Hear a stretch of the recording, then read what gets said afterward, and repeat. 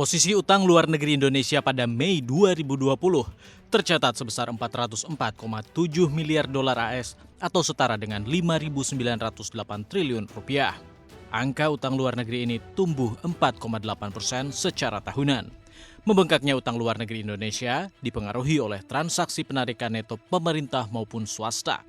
Pada bulan kelima tahun ini, utang luar negeri Indonesia didominasi oleh utang swasta termasuk BUMN senilai 209,9 miliar dolar AS atau 52% dari jumlah utang yang ada. Sedangkan untuk utang pemerintah dan bank sentral tercatat senilai 194,9 miliar dolar AS atau 48% dari komposisi utang. Bank Indonesia menyebut rasio ULN Indonesia di Mei 2020 terhadap PDB sebesar 36,6%, sedikit meningkat dibandingkan rasio pada bulan sebelumnya sebesar 36,2%. Namun meskipun meningkat, menurut Bank Indonesia, utang luar negeri Indonesia tetap didominasi ULN jangka panjang, dan Bank Sentral meyakini struktur utang luar negeri Indonesia tetap sehat.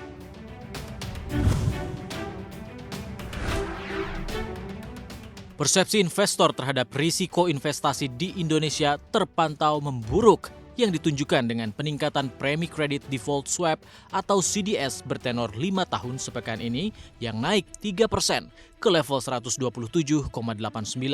Kenaikan CDS Indonesia ini tak lepas dari gejolak di pasar saham dan pasar modal setelah pandemi COVID-19 semakin merajalela ke seluruh penjuru dunia.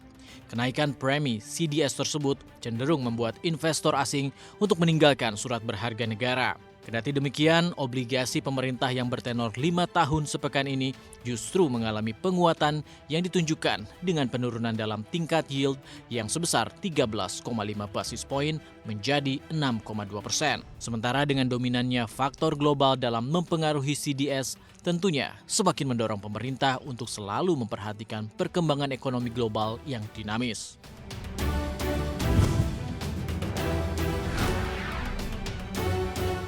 Menteri Badan Usaha Milik Negara Erick Thohir melakukan penggantian direksi Asuran Kredit Indonesia atau Askrindo. Erick merombak 4 direksi, yakni Direktur Utama, Direktur Keuangan, Direktur Teknik, dan Direktur Kepatuhan dan SDM. Dedi Sunardi didapuk jadi Direktur Utama Askrindo yang baru, menggantikan Andrianto Wahyu Adi. Sedangkan Direktur Keuangan Askrindo kini diisi oleh Liston Simanjuntak. Sementara Direktur Operasional Retail dan Komersil masih dijabat oleh Anton Fajar Siregar dan Dwi Agus Sumarsono. Kementerian BUMN berharap manajemen baru dapat membawa Askrindo menjadi perusahaan penanggung risiko yang unggul. Askrindo sendiri merupakan perusahaan plat merah yang bergerak di bidang kredit yang berada di bawah holding BUMN, perasuransian, dan penjaminan.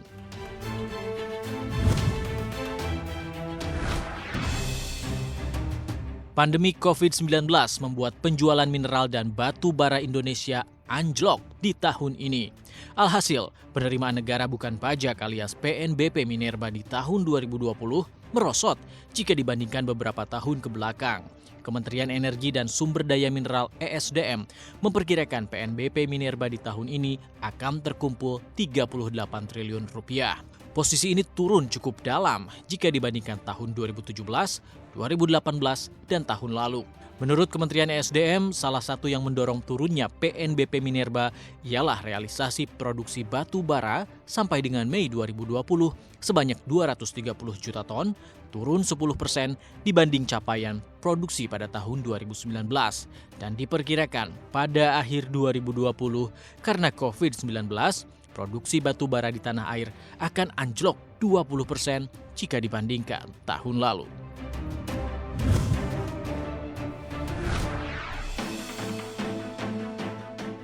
Pada saat banyak investor membukukan kerugian berinvestasi di pasar saham, Warren Buffett justru meraup keuntungan ratusan triliun.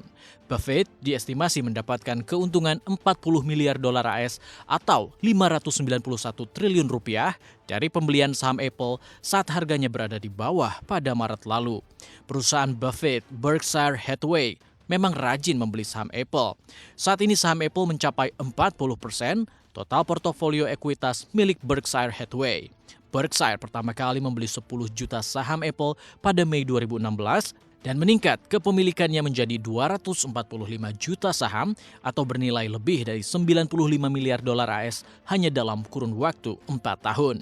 Pada awalnya, Berkshire membeli saham Apple senilai 35 miliar dolar AS atau 141 dolar per saham. Dan di akhir 2019, nilai keseluruhan saham Apple yang dimiliki Buffett 60 miliar dolar AS. Berkshire kini menjadi pemegang saham terbesar kedua Apple dengan posisi pertama masih dipegang oleh Vanguard. Berdasarkan data Forbes, kini kekayaan Buffett mencapai 72,6 miliar dolar AS, naik 0,26%.